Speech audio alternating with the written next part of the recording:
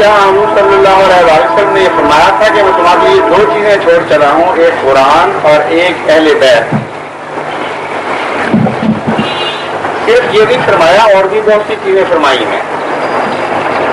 بعض شیعہ مسلک کے لوگ ایک حدیث پکڑ لیتے ہیں اور اصرار کرتے ہیں کہ اس کے پیچھے چلو، اور بعض سنی مسلک کے لوگ دوسری حدیث پکڑ لیتے ہیں اور اصرار کرتے ہیں کہ اس کے پیچھے چلو۔ یہ طریق بحث کا درست نہیں ہے۔ اپنے بات کیا ہونا ہے اور کس کو پکڑنا چاہیے، اس کے متعلق حضور صلی اللہ علیہ وسلم نے جو کچھ فرمایا ہو ان سب کو اکٹھا دیکھنا چاہیے۔ مثلا یہ بھی فرمایا تھا علیکم بسنتی وہ سنت الخلفائے راشدین، تم پر میری سنت پر چلنا فرض ہے اور خلفائے راشدین کی سنت پر چلنا فرض ہے۔ تو بجائے اس کے کہ ایک دوسرے کا گلا کاٹیں دو فرقے کہ تمہاری حدیث جھوٹی ہماری سچی، عقل سے فیصلہ کریں۔ حضرت صلی اللہ علیہ وسلم نے جو کچھ فرمایا ہے سب پر آمنا اور فقط نہ کہیں، اور پھر مل کر غور کریں کہ ان حدیثوں کے مضمون میں آپس میں کمپرومائز کی کیا گنجائش، کس طرح صلح ہو سکتی۔ اگر صلح ہو سکتی ہے اور درمیانی رستہ کوئی نکل آئے تو وہی صحیح رستہ ہے۔ یہ جماعت احمدیہ کا ان سب حدیث سے متعلق ایمان ہے۔ جہاں تک یہ ہے بات کہ اہل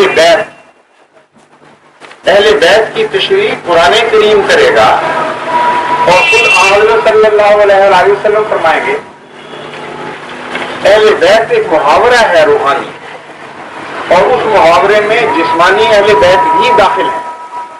یہ نہیں ہے کہ داخل نہیں، لیکن اس شرط کے ساتھ کہ وہ روحانی طور پر بھی اہل بیت ہے، یہ قرآن سے ثابت ہے۔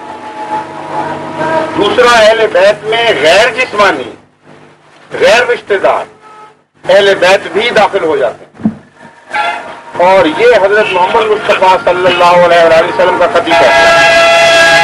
اس لیے بجائے اس کے کہ یہ جھگڑا کریں آپس میں ہی، قرآن اور حدیث سے اگر آپ پوچھیں، اور یہی ہے قرآن کا حکم کہ جب آپس میں اختلاف کرو تو رجوع الی اللہ و رسول، جب اختلاف ہو جائے کرو دوبارہ قرآن اور رسول اللہ صلی اللہ علیہ وسلم کی طرف رجوع کر لیا کرو، تمہارے جھگڑے آسانی سے طے ہو جائیں۔ اب اہل بیت کا پہلا ترجمہ جو میں نے کیا وہ کہاں سے ثابت ہے سنیے۔ حضرت نوح کا بیٹا ان کی آنکھوں کے سامنے جب ڈوبنے لگا تو حضرت نوح نے کہا کہ اے خدا، تیرا تو وعدہ تھا کہ میں تیری اولاد کو بچاؤں گا، اہل بیت کو بچاؤں گا۔ فرمایا انہ لیس من اہلک انہ عمل غیر صالح، کہ تو ظاہری لحاظ سے دنیاوی ترجمہ کر رہے اہل بیت کا، ہم نے تو اس کی خوشخبری نہیں دی۔ ہم نے جو اہل بیت کی خوشخبری دی تھی اس سے مراد تھا جن کے اعمال صالح ہوں، جو روحانی لحاظ سے تمہارے غلام ہوں گے اور تمہاری اولاد کہلائیں گے۔ قرآن کریم نے خود ترجمہ کر دیا اہل بیت کا، اور آنکھوں کے سامنے جسمانی اولاد کو غرق کیا، اور لفظ اہل بیت اس کو نہ بچا سکے۔ دوسری مثال سنیے، بخاری میں بھی حدیث ہے اور دوسری کتب میں بھی حدیث ہے، حضرت سلمان فارسی کے ذکر میں کہ ان کو اللہ تعالیٰ ان کی نسل میں سے وہ پیدا کرے گا جو آخرین کو اولین سے ملا دیں گے۔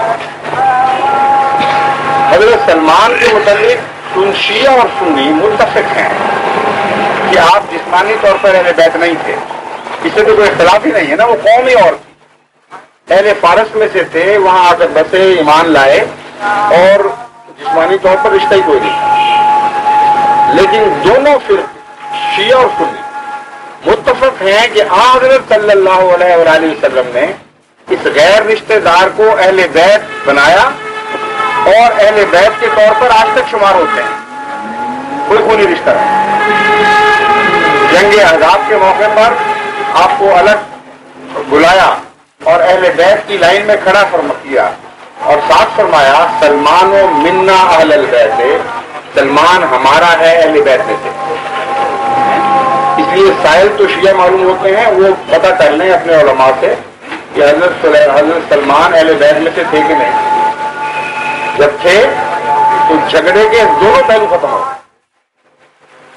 قرآن کی روح سے مسلمہ بات کے ایک شخص اہل بیت میں سے تھا، لیکن عمل صالح نہ ہونے کی وجہ سے خدا تعالیٰ نے اہل بیت سے خارج کر دیا۔ حضرت صلی اللہ علیہ وآلہ وسلم کا مسلمہ فیصلہ کہ ایک شخص جسمانی اہل بیت میں سے نہیں تھا، اور اللہ تعالیٰ نے اللہ تعالیٰ کے منشا کے مطابق حضرت محمد مصطفیٰ صلی اللہ علیہ وآلہ وسلم نے اس کو اہل بیت میں داخل کر دیا، اور مجال نہیں کسی کی کہ انکار کر سکتے۔